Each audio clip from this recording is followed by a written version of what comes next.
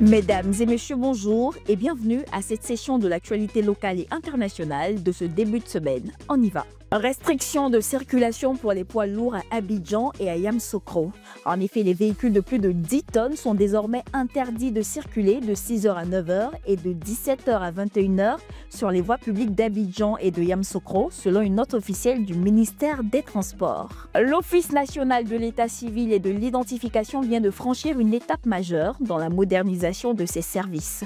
Son directeur général Agou Christian Kodia a procédé au lancement officiel de l'application MyOnesi+, destinée à digitaliser les titres d'identité des citoyens. Saison pluvieuse en 2025, la Sodexam alerte sur des risques d'inondation.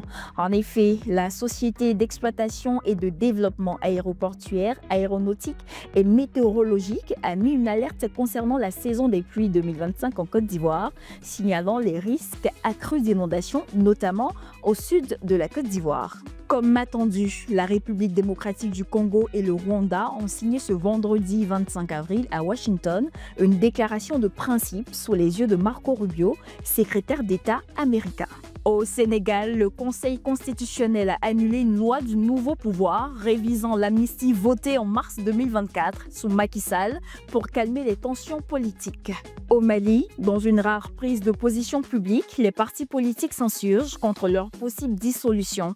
Ils ont exprimé leur ferme opposition à cette mesure envisagée par les autorités de transition. En Guinée-Bissau, à quelques mois de la présidentielle, des représentants de l'opposition se sont réunis à Paris du 25 au 27 avril pour discuter de l'avenir politique du pays. Ils ont exprimé leur opposition à l'extension du mandat du président Umaro Sissoco Embalo, dont le mandat aurait dû se terminer fin février selon eux.